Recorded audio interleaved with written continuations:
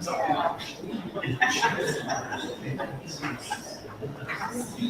guys, sorry for being late. A couple things going on.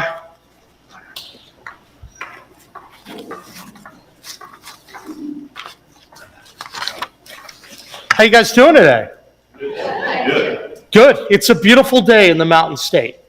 And I wanted to come to you today and say thank you for the patience and for coming out.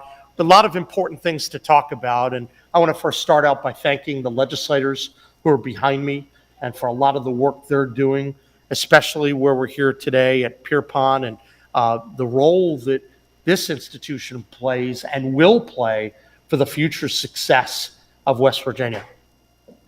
You know, there are a number of folks here I'd like to recognize, of course, all the legislators that are here behind us, and that's critical. Dr. Michael Wade, David Bailey, Dale Bradley, and also, George Perrick and Nancy Parks. Where are you guys? All right. Thank you all for coming. And I'm really excited to work with you because I was just talking with the legislators before. At the heart of our backyard brawl fight, we have to invest in our workers, our people. That's our best strength in terms of being able to deal effectively with the other states that we touch. And so that's a lot of what's going on here, getting people ready. We're going to talk a little bit about recruitment. We're going to talk about retention. We're going to talk about retraining, and that matters a lot. And the training piece is very relevant here. I think that makes a big difference. You know, I know we love our West Virginia schools. And in a couple days, we have a pretty big game that's coming up. And as you know, we've talked a lot about the economic fight that's happening between West Virginia and a lot of the states that we touch. And while WVU and Pitt may only get to meet on the gridiron, you know, once a year, hopefully every year in the future, we know that every day West Virginia has to compete with all the states that we touch economically. We compete for jobs, we compete for businesses, economic opportunities, and for investments. And that's really why on day one, we issued a series of orders related to the backyard brawl for different ways we could identify needle movers and things that could ultimately help us make progress in the rankings. And I'm not one to beat my chest about we have one win and we declare victory. That's not what it's all about. Ultimately, we need to move up in the economic rankings to our rightful place because we have so much goodness here in West Virginia. We need to better take advantage of it. So we're working on the fundamentals and we're working on economic development. I probably spend 90+% of the time working on economic development and obviously on budget related matters, and they're all tied in together. And that's critical because we want to make sure we're putting our best foot forward. But on day one, I did sign those executive orders declaring that economic backyard brawl, and we're always looking for comparisons to make sure that West Virginia is the best place to live, to work, and to raise a family. Nothing is more important than that. Now, we know we have a lot of fundamental challenges that are facing our state. We're working on those fundamentals, and that's critical.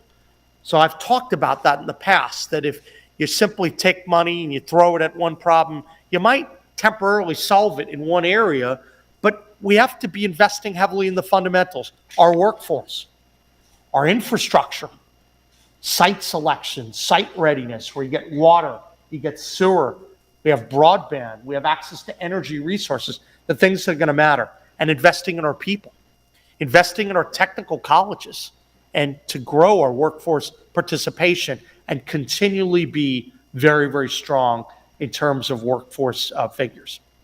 One area of fundamental focus that we've been working on and excelling in has been improving the speed and the simplicity of government permitting. Now, this is really important because when you're looking to compete to bring businesses in to West Virginia, you need to move at the speed of lightning. Speed to build, speed to get things done. You have to move quickly. And this is where I would argue we have a big advantage over a lot of our competitors. Because you see, I could get together with these wonderful legislators here. We could talk about various regulations and changes to the code that are needed to become even more attractive with the other states that we touch. And guess what? We get it done quickly. And that's actually part of what happened during this legislative session in a number of key areas I'm going to talk about. These are big things that are going to make a difference for the state and, quite frankly, for you guys right here. Some wonderful things. So speed to build, simplicity of permitting, very, very important. If we're going to get ahead, we have to compete in that area, right? Because there are going to be a lot of states that write big, big checks for their economic development and say, go out and they're going to try to buy companies.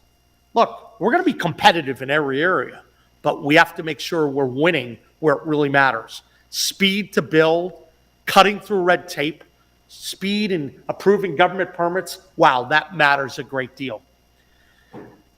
One of the reasons we initiated some of the big economic development bills this year was to make sure that we could have that speed and advertise it. One of the biggest bills that doesn't get enough attention is our one-stop shop permitting bill. Think about this. Imagine normally you have to deal with 50 or 60 different agencies and boards. You get to go to one place. You get to deal with things. You get updates on the status of your permits. And if the government isn't meeting the deadline, that applicant's going to get their money back. Incentives work. That's what we're doing here, and we're really excited about it. I want to thank these legislators for what they did, because that's a really good bill. We're implementing that now, and we think when it's done, it will be the best in the region. That matters. It matters. Faster turnaround for business permits for licensing of all kinds. I also prioritized the universal licensing bill, another bill that's not getting much attention, but really, really good for West Virginia. It's actually going to make it really easy for licensed professionals and holders of an occupational license in another state to move to West Virginia and get immediately to work. Now, we know the importance of workforce participation and increasing those numbers. We're last in the country in workforce participation. So every day, I'm challenging the legislature and my team and all of you to think about how do we grow our workforce numbers? How do we grow the population coming in? And some of those keys will be in what we discussed today. But if you can avoid going through a lengthy and redundant licensing process, that makes a big difference. Since we passed the bill, we've noticed already an increase in the number of people that are taking advantage of this. And our stats say that we have an 8% year-over-year increase in the applications. That's a start. I think it's only going to get better. When you make it easier for people to do things and you have incentives, guess what? They follow them. And so that's a really good bill, and I'm very excited about that and appreciative for the legislature of help making that happen. Now, we know that we want to get to work quickly, and we know we have to make sure that we're doing so and being competitive in speed and in so many different tracks. But we also have to build up our workforce. That's critical, and that's what you guys are doing today. We want to make sure that West Virginians get the education and the training they need to enter the lines of work that are available. We have so many open jobs here in West Virginia. We want to make sure we're matching those efforts up. Good people matched with the right job opportunities. It's one of the reasons why we've announced that we're redoing our Workforce West Virginia website and some of the functionality of what they're doing so it could be more functional in today's world. I want to make sure that we're attracting all the people that are able to work, and I want to make sure that it's easy for people to access information about where they have to go to find gainful employment here in the Mountain State. I'm also proud to say today that in the area of workforce training investments, we're making some important strides that compared to our neighboring states, I think we're doing more in workforce training investments, and we're making sure that the dollars that are going in are targeted to those that are going to help us in the new American economy. We currently allocate a significant amount of our workforce dollars to training. That matters, and the stats bear that out. In our adult training program, almost 85% of participants in West Virginia, we could say, receive training. That's actually much higher than Virginia, which is at 69.95, 70%. It's pretty good. We have a trained workforce ready for the job opportunities in front of us. Our dislocated worker program, 72% have received training. That compares to Kentucky, where they're about 69%. So that puts us in a good position, but we have to keep going. There are a lot of initiatives. I'll be wanting to work with the legislature next year on workforce investment and ways we can continually make progress and focus on the kind of job opportunities where people get to make more money. We have to lift up the standard of living here in West Virginia. That always is a goal, and I know that people are eager to make that happen. So a lot of really good things going, but one of the top reasons we're here today is to talk about some of the areas, not now where we're falling behind, but where we're moving ahead. Sounds pretty good, right? Let's start with why West Virginia. If you want to move to West Virginia, if you want to live here, you want to work here, you want to play here, you want to know some of the reasons why you want to come, right? Well, we all know we live here. It's an amazing place. We know it's beautiful. I think we're number one in the country on that. We know that there are a lot of things that people don't know about West Virginia. But one thing that's critical for those who live here and want to stay here, and for people that want to move here, is our cost of living. Our cost of living is cheaper than any other state in the nation. And that matters.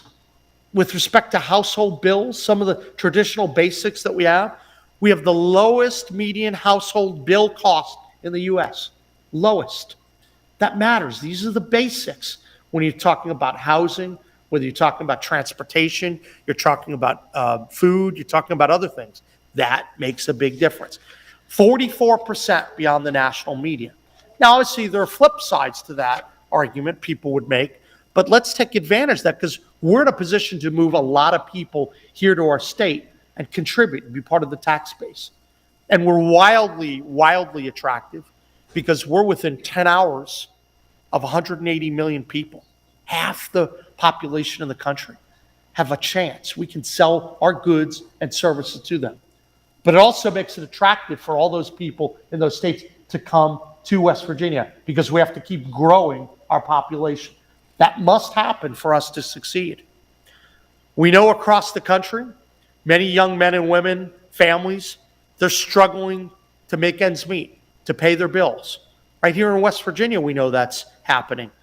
But we know there are opportunities for you to save money here in West Virginia compared to a lot of the states that you touch. And that matters when your cost of living is lower. You might be able to take a vacation.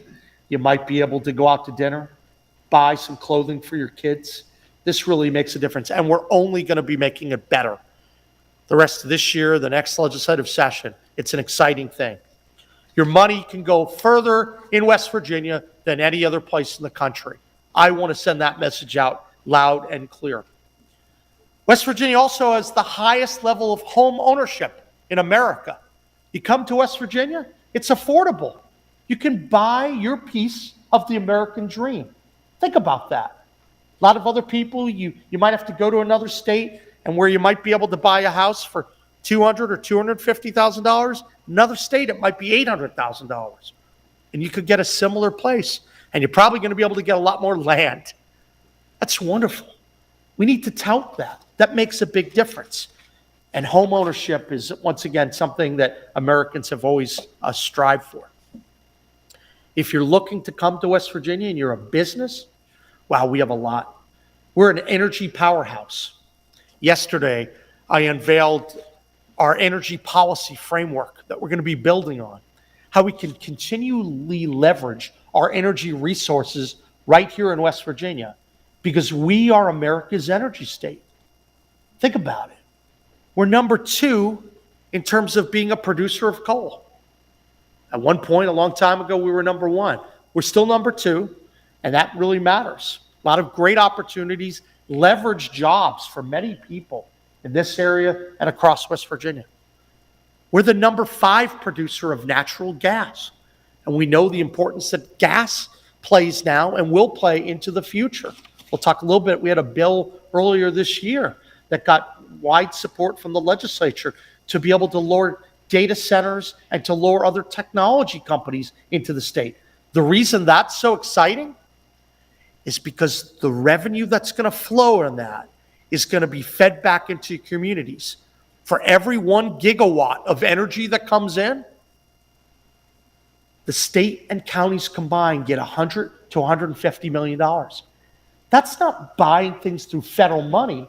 That's just good old-fashioned West Virginia smarts, the legislature and the executive working together to create a good bill with the proper incentives, leveraging the relationship between energy and technology. And now let's imagine that you get a gigawatt, which we're going to get that. Out of that 100 and 150, a lot of money goes back to the local counties. Half of it will go back to lower your taxes, lower income taxes. That's really powerful. That's how we're going to make progress. Because what happened to the tax cuts in the past is that they were mostly dependent on all the federal money that came in. We have to create a structure in our budget where you have ongoing revenue, ongoing expenses. That's part of what we're doing. But that data center bill, that's powerful as an economic incentivizer. And we're meeting with a lot of people to make that happen. A very, very exciting bill. And that's going to be a big benefit to our whole state and to this region as well. Crime. West Virginia is a safe place. Now, we can always do better, right? But we know that when it comes to violent crime and property crimes, we're in the top 10 in terms of being safer. That makes a big difference. At the end of the day, when you look at the role of the state or the federal government, people want to make sure that they're protected, right? That makes a big difference. In West Virginia, people can come, they can raise their family, and compared to a lot of other states, know they're living in an amazing place, a safe place. This is home. And that's in part given the culture that we have here in West Virginia, the type of people that we have. That's something that's really powerful and attracts other people to move here. So, cost of living, superior. Number one, crime, very, very safe place. And then we get to some of the other items. Tourism. Wow. West Virginia is not only the most beautiful place, we have some amazing things going on. If you're either in state or you're out of state, you can take advantage of all that West Virginia has. When it comes to the backyard brawl, we are absolutely crushing our competitors on tourism. I mean, crushing it. When I came into office, I made a number of changes because that's what every administration does. Tell you what, one area that I did not make a change, and I want to give full credit, was in tourism. Chelsea Ruby's doing a great job. I think she's the best tourism director in the country. She's great, and we've been working together on that to make a lot of progress. Let's look at what we have. We have an amazing national park that's kind of one of the envies of other places across the country. You could do base jumping in that park. Wow, that's pretty amazing. What else can you do? Well, we have the greatest density of high-quality whitewater rafting in the country. And I know I've been down at the Gauley a number of times, and we have some of the most difficult whitewater rafting courses in the world. That can be a little dangerous, so I want everyone to be cautious as you go out there. But if you're thinking about vacationing in West Virginia, oh my God, it's the most beautiful place, the great outdoors. So people should be looking at that. What the advantages of coming to West Virginia are state parks. You have our wonderful national park. You have whitewater rafting. But you also have more. We're the third most forested state in the country. It's not only great from an energy and a production manufacturing perspective, it's great for our people because we actually have, this is a stat I just recently learned, we have less sunlight in West Virginia than all but a couple states. We're 48th in total sunlight. And part of that is just the topography that we have with the mountains and the shade. But we also have advantages when we have a big forest. We are the first and only state to have statewide waterfall trails. Think about that. We've had over 150,000 people go visit our state waterfalls. That's an amazing thing. Once again, making West Virginia incredibly attractive. And we also have initiated a first-of-its-kind program called Tourism Works, where we're creating new tourism ambassadors, people that can talk about and show West Virginia's beauty. Over 10,000 people, since I announced it earlier this year, have taken the course. That's a pretty cool thing. They take a course for an hour. They can learn about something unique in West Virginia. You can go out and sell that. You can monetize that. That's pretty cool. You go online and do it. Tourism works because we need to keep growing the number of people involved in our tourism industry. Exciting things. Rock climbing, mountain climbing, we're the envy of all the states around us. We're going to be selling what we have because it's damn good. And we're not going to let anyone ever push us around in any backyard brawl. Education. Once again, a lot of people want to focus on some of the areas that are tough. We're going to work. We're going to keep rolling up our sleeves to make sure we're getting public school education, all education, to lift up. I think all the legislators agree on that. We are seeing some progress from the Third Grade Success Act and some numbers increase, but it's not enough. I'll be the first to tell you, we need to do more. If you have good educational attainment in a state, there's almost nothing better that can lead to good economic success. But one area where we're doing very well is we have the most comprehensive Hope Scholarship program in the area, and that's very attractive. People can come here. You want to send your child to a private school. When it's fully implemented, this is September of 27, we're talking about over $5,400 per child. That compares favorably to all the states. There's one state that also is doing some, but that's under attack. There's legal issues. We're past all of that. We have our program up and running. This is good. If you're thinking about moving to the Mountain State and you want some help, some assistance, you want to send your child to private school, you want to send them to public school, we're going to have some opportunities for you. This is an area that we can be very attractive. People can come, and it's something other states don't have the way we do. Very, very powerful. Education matters, and we're going to be competing in that area. But I want to point out one area where we are stronger, and that can make a big difference. You know, I mentioned cost of living a little bit earlier. I want to say that a lot of statistics say that you can have a lot of your basics if you're making about $40,000 per year. But we also know that our housing, affordable housing, better than other states. That's why the home ownership is so high. We're going to keep building on that. That's an area of strength. If you're a young family, you want to come to West Virginia, easier to come here than virtually any state in the country. Think about housing, think about cost of living. Then we get to some other pieces that are true needle movers for our state. Regulations. We are going to be the best red tape cutting state in the nation by far. And we're already well on our way.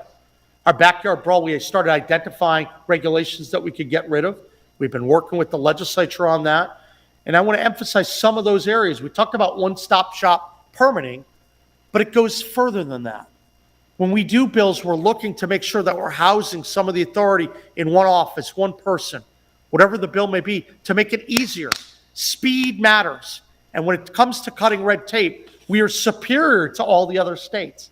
That's how we're going to defeat them. Not going to do it by just throwing a lot of the money away that gets wasted in the past. We're going to do it through speed. The regulatory climate here is going to be better. It's already making progress, good in a lot of areas, but it's going to be better than all the states that we touch. We know that we have some of the fewest backlogs in some of the areas pertaining to energy. Our major source emission permits, lower backlogs than virtually any state. That's very, very powerful. That shows you the work that people are doing. And then, of course, we get to taxation. I'm going to tell you a story. I want to have lower taxes, by the way. I'm going to challenge the legislature to continually lower taxes. Obviously, I've been working to address some of the fiscal issues and challenges that we have.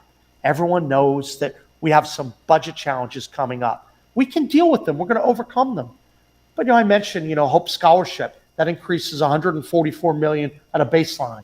PIA estimates from 35 to 50 every year, and it goes up, right? There's some changes in Medicaid, the costs that are going up. SNAP, revenue changes associated with the big, beautiful bill. A lot of good things that we can do, though. But I want to point at something really important for West Virginia and the whole world to know, that when you combine state income tax, you combine property tax, and you combine sales tax, West Virginians pay less on average than all the states that we touch. Let me repeat that. When you combine income tax, when you combine property tax, when you combine sales tax, West Virginians pay less than all the states that we touch.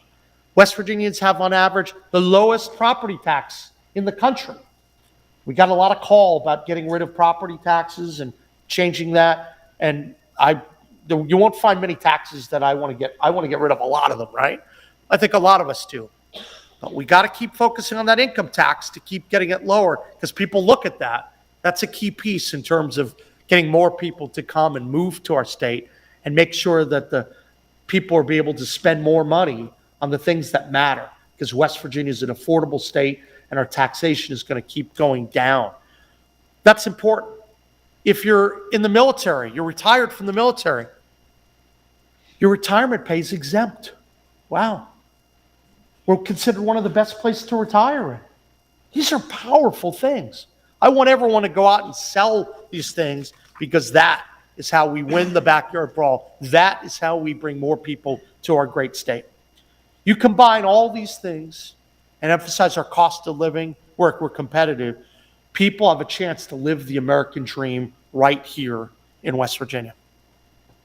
So we have a lot of big things and positive things happening in West Virginia. And I wanted to make sure people know about it, because folks always talk about some of the other statistics. I talk about it, so I want to be honest and truthful about where we are so we can lift up to where we need to be. But we also have to celebrate our great success and the position we're in to really rock it up there. I feel really good about that. Our story doesn't get told enough, but I'm going to keep going out and selling everything that the Mountain State has to offer.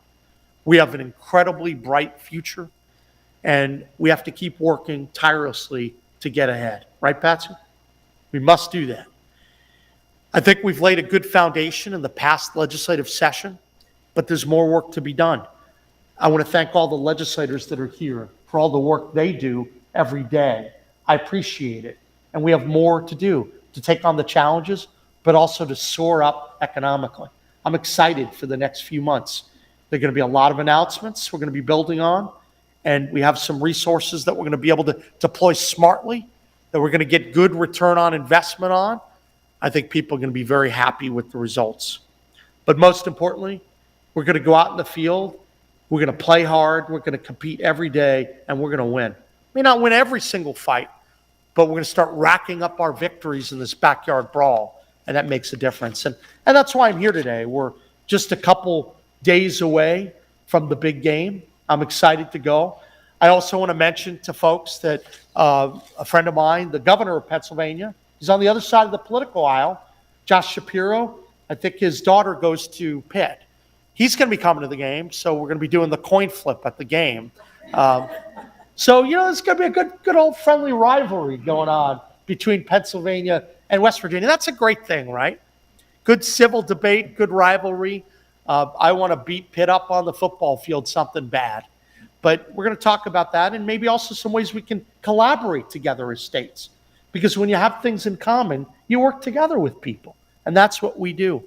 So I'm excited to be here today to talk about these incredibly important things. Let me ask you, how many people knew about a lot of these facts before today? You did, honestly? I didn't even know all these facts, huh? Okay. So I had one or two people. All right. Well, I think that there's some pretty incredible things. And look, we know we have challenges. You know that I'm not afraid to talk about them. But we have to also know about all the amazing goodness in our state and what we're going to do to rise up, right? And that's why I am here, and I'm happy to talk about it, because in this Backyard Brawl edition, we're positioned to move. We're getting the fundamentals in order. We're making progress, but we're also in a position to sell what makes West Virginia amazing. I'll finish on this note, then I'm going to turn it over to legislators. It's widely known I wasn't born in West Virginia. I think I'm probably the most improbable person to serve as your state's governor. But I'll tell you this, decades ago, when I used to come visit, 25, 30 years ago, I'd come to West Virginia. You know why I used to come? I used to come because I'd hike on the Appalachian Trail. I'd go out to Harper's Ferry. I'd go up to Martinsburg. I'd go to Berkeley Springs. I love the Eastern Panhandle. And I'd spend time there. And I might bike. I might kayak. I might do a lot of things. And then when it came time to buy my first house in my life, my only house that I bought it in Harper's Ferry. Affordable, beautiful views. I loved it. I came here to visit, and I end up staying a lifetime. A lot of people can do that. Let's take advantage of all the amazing things we have.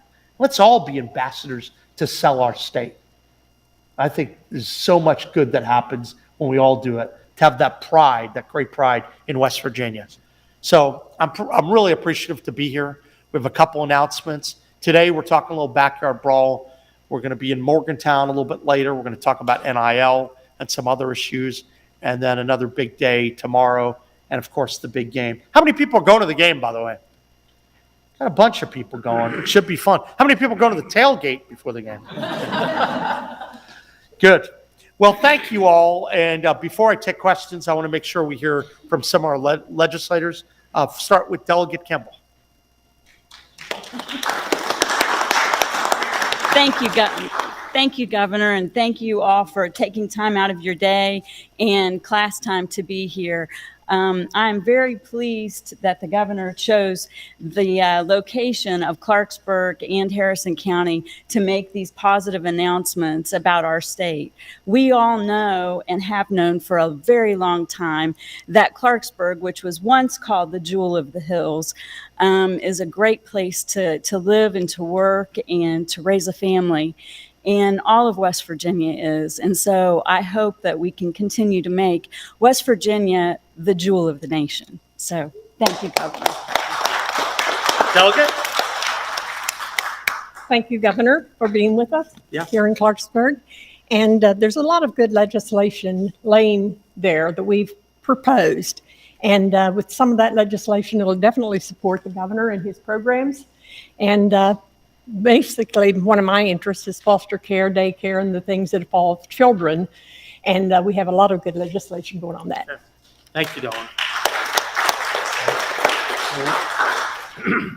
Thank you, Governor. Very exciting news. I'm just thrilled that we're winning the backyard brawl, and just can't wait for everything that we can look forward to here in West Virginia to continue to work, raise, and live, make. Listen, we have a lot of work, but we got to celebrate when we're doing well, and that's what today's all about. Yes. Thank you. For the governor to be here and talk about positives, I'm really tired of the negatives. I'm sure everybody's heard them. I have a son that lives in Austin, Texas. He's in the tech industry. He had a neighbor that got a new job. My son said, "Who's the company you're working for?" He said, "Well, they're from up in West Virginia." My son said, "What?"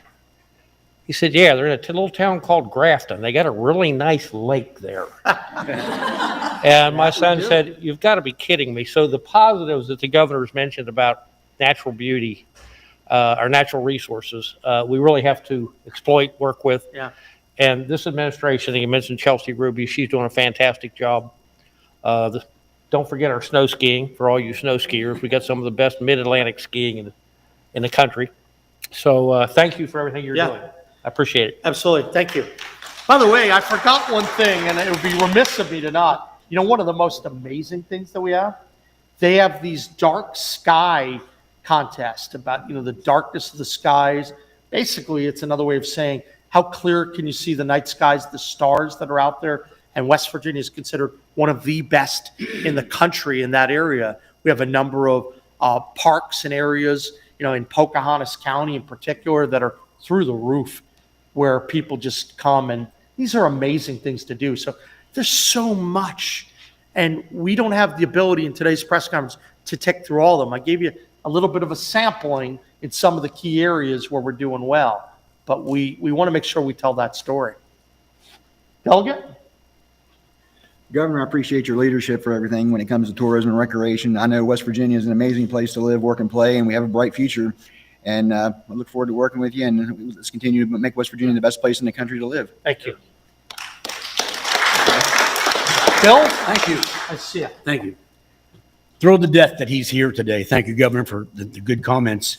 Some of you may know that I spent 36 years with UPS, and I have a lot of friends all over the East Coast. And one thing that we forgot to talk about that my guys friends are calling me about was the Hatfield-McCoy trails. Well, that's Every weekend, if you pay attention to 79, there's a bunch of clean 4x4s and side-by-sides going down 79. And then that afternoon on Sunday, they're coming back full of mud, but they're tickled to death because they're looking forward to the next trip down there. The other part of that conversation that the governor has been a leader in is the tax situation.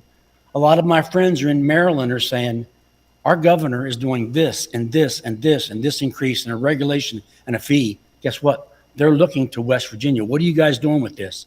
All those things are little pieces of a puzzle that are making us a much better place to work, raise a family, and so forth. But I would encourage all of you, when you hear the governor make a comment about something that seems just a blurb in an article, go look it up, because it's a bigger piece than you realize that's getting people to think about West Virginia. That's huge. Yeah. And again, thank you to the people in this room that are helping us. Governor gives us too much credit as legislators. What we get from you all. So my colleague, Senator Queen, said the other day, please tap into us. Let us know what your concerns are. How do we address that? We can all get better together. Again, thank you for being here. Governor, thank you. I appreciate it. And look, Phil said that we give him too much credit. I look at it as we're a team, and we try to work collaboratively with the legislature to make things happen. Now, nothing's perfect. There are things I'm going to challenge the legislature to do to go further to help our state soar. We have to do things differently than the way they've been done to move forward. But let's celebrate what's really good too, right? And that's why we're all here today, and we can work together to make good things happen. And I can say that confidently with everyone up here. So thank you. Delegate Statler. Appreciate it. Thank you, Mr. Governor, for having this here today. And the thing that I think is important that you chose, the backdrop that you chose here at Pierpont, the training that goes on here. As he mentioned, the workforce that we have to train and have available. We cannot bring businesses in without a trained workforce. And I would be remiss not to say to you at Pierpont, I really appreciate what you guys do in the training of emergency services. It is just such a job that you guys do, and we really need emergency services in this state to keep us operating. Thank you, Governor. Absolutely. Thank you. And Senator. Thanks, Governor. By the way, he's a pretty good photographer. I don't know if anyone. I've seen his stuff. It's good work. Good morning, folks. My name is Ben Quinn. I'm the state senator here in Harrison County. It's pretty unique to be on a college campus. Yeah, it's true.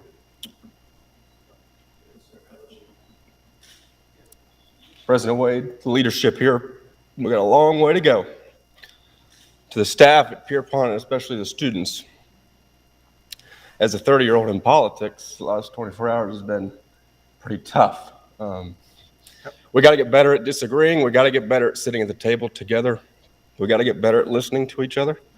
So to the leadership team, I hope that you're trying your best to make sure that Pierpont is a place that students feel comfortable sharing ideas. Governor, 24 years ago, you might have been buying your first house. I was in first grade. Okay. So today, still learning the history of September 11th. Yeah. To the men and women who serve, thank you, gentlemen and ladies, for being prepared at a moment's notice. This week has been a little different for that. A lot of the economic development success that the governor talked about has to do with Pierpont, has to do with Harrison County, has to do with North Central West Virginia. We're holding our own in these numbers. We're carrying a lot of the load. So I hope each and every one of you are proud to do that. The governor talked about data centers. The other part of that bill that we passed this year was about power generation.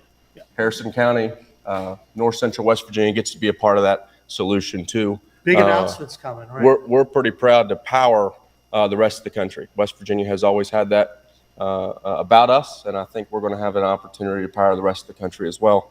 And we're very proud to be a part of that. So, Governor, thanks for being here today. Thanks, Pierpont, for continuing to be awesome. President Wade, a lot of pressures on your shoulders, continue to be awesome. So, thanks, guys. Thanks, Joe. Absolutely. I think that Senator Queen mentioned something very important, and before I came to the podium, I had made clear that we have a couple announcements. We had moved the flag. It's now at half-mast in honoring 9/11. That's today, because we can never forget what happened that day.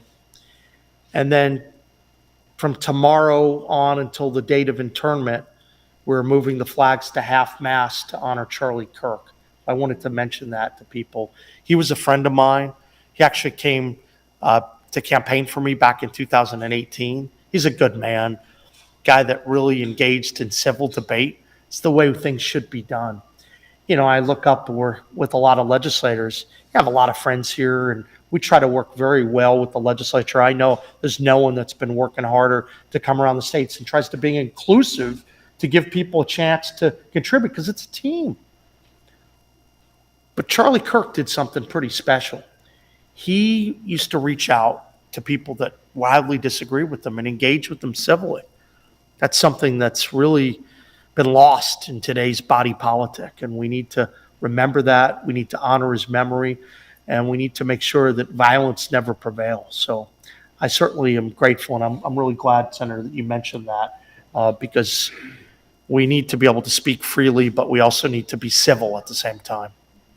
So I'm grateful to be here, and now I'm happy to answer any questions from the media. Charles? Sir, I want to follow up on your energy policy speech Yeah. last night. You talked about reinforcing the expansion and maximizing our baseload energy. Yeah. You talked about working with the federal government to potentially deploy new baseload generation. Yeah.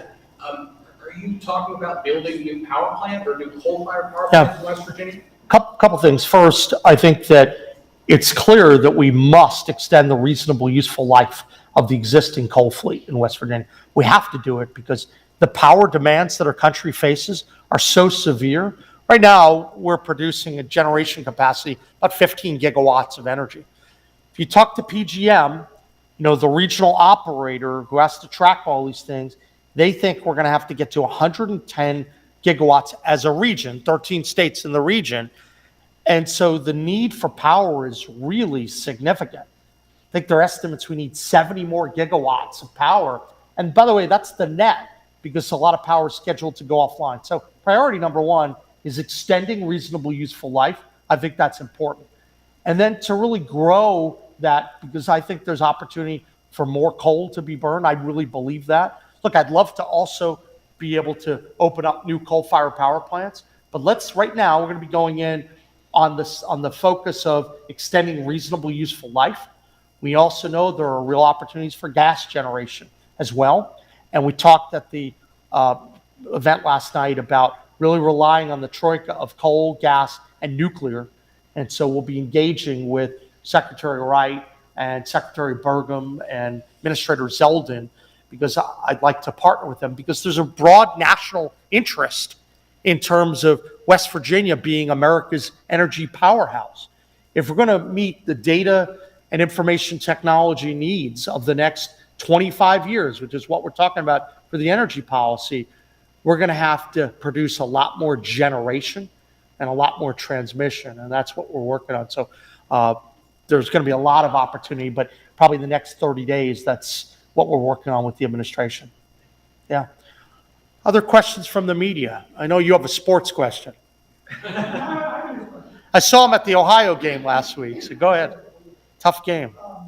So the information that came across your desk, the data, what made you decide to look at that and say, okay, this 50 by 50 project is very feasible? Look, it's very difficult. Let me be clear. There's some that say that it's too ambitious. when I look at what the needs of the country are and what happens if we don't successfully compete with China, we're toast. We can't let China defeat us, period. So if you start with that premise and people across the country start to wake up to the fact that we must be more aggressive in power generation in order to meet the AI and technology and data needs that our country faces. Otherwise, we're ceding a major national security advantage to China. We can't do that. We need more voices talking about that. So I know it's very, very difficult, but we have no choice, because if we don't succeed, we know what China is going to do. And China, I would argue, and Russia and Iran, these are critical geopolitical foes, and they're major players. We have to do more from an energy perspective. But it's doable for the following reasons. I mentioned our energy resources. When you're sitting on some of the largest reserves in the country in terms of coal, in terms of natural gas, when you're already the second largest producer of coal, the fifth largest producer of gas, there's a lot of opportunity to leverage. So what you begin to see this year is a real laser focus on leveraging our energy resources in West Virginia. That was part of the one-stop permitting. That's part of the data center bill, because if we succeed, and we will succeed on some of these data centers, they have power needs. It could be a gigawatt, it could be half a gig, it could be ultimately 2-3 gigawatts. Think about what we need to do. That has to stimulate our production capacity. So I think it's attainable, but it's very, very hard. But we have to make sure that we achieve it. Think of it as this generation's Manhattan Project, because the fight with China is not going to be won and lost on the traditional battlefield. It's going to be won based upon states like West Virginia stepping up and fueling the energy demand that we have over a prolonged period of time. That's the message I'm sending to West Virginia and across the country. We need to step up, and West Virginia will lead the way. Next question for media. Yes, you said affordable housing was one of the, and the cost of living in West Virginia was one of the assets to the state. Yeah. Can you talk about how you mentioned on building on it, what steps will your administration take to build on it? Absolutely. So first of all, when you are number one in home ownership, that's a great thing. It sends a message to folks around West Virginia and across the country. You come here, we prize home ownership. We have to always work to make sure that it's affordable. And we have a number of good programs to help make that happen. I'm excited because about every month I sit down with our Housing Development Fund. They're doing a lot of work to facilitate low-income loans as well.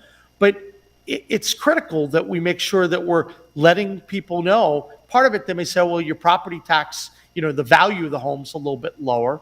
But I think that there are a lot of opportunities to build affordable housing. There's a lot of opportunity to keep building to house a lot of the new people that will come in, especially in certain regions of the state. So we're looking for the different incentives to get more people to move to West Virginia. And when you move to West Virginia, you have to have access to affordable housing.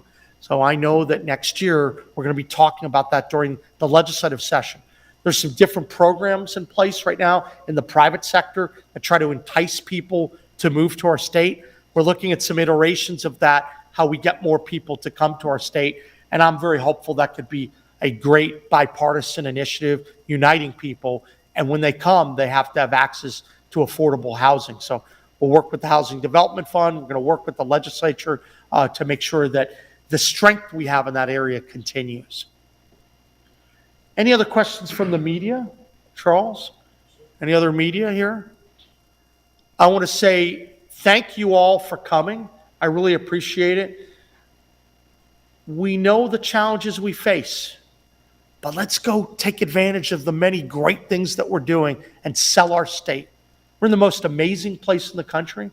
Let's build on the successes we have. And let's be honest with the challenges, but let's make sure we go out in the field and we win, all right? Thank you, and God bless.